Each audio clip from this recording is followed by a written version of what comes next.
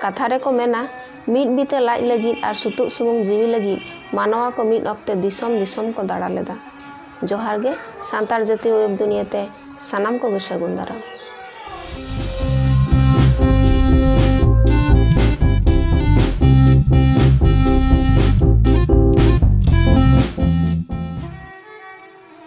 मनमी को पहिल दो जमा पांजा लगित मिटटांग जायगा खन आर मिटटांग जायगा तक दाड़ा किया।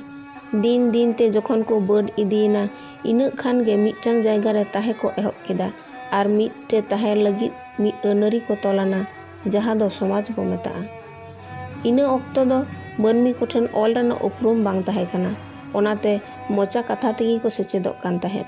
दिन दिन ते जखन धन दुरिब को जस्ती ᱧᱚᱜ को आर्जावाना ओना को सामटाव काते दोहो रेना को रिका लेदा। ओनाते सानाम परिस रेन हर मिट ठेन दुपुड़ुब काते को गालोच लेदा आर जेजार जेमन परिस रेना गार से चिन्ह को चियवान ताहे।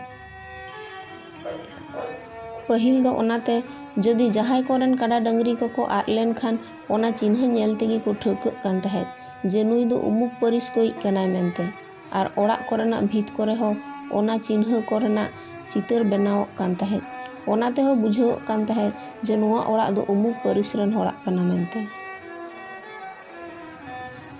जदियो नोआ मा पहिल रेना कथा काना नित मा आबो कोठे नोआ कोरेना लेग बांग बो दोहोयेआ एनहो बाडाय जोंग दो गानोग गिया। देला एन दो बाडायान गेबोन ओका लेकान गार चिन्ह ओका परिस रेन हड़ बो व्यवहारेद ताहेत। हासदा परिस रेन होड़ाग गार से चिन्ह दो हसली ताहे कना आर चिल बिंद हासदा कोआग दो टेंगोज दाग ताहे कना।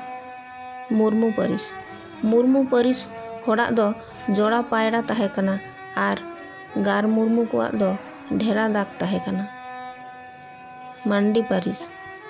मांडी कोआग दो उगली सार चिन्ह ताहे कना।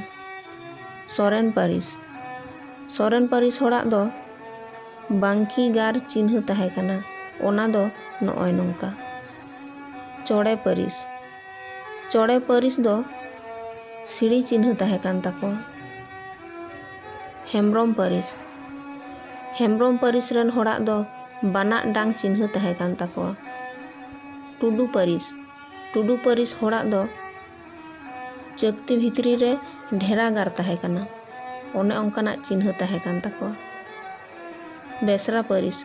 बेसरा कोआग दो ढेरा दाग चिन्ह ताहे कना।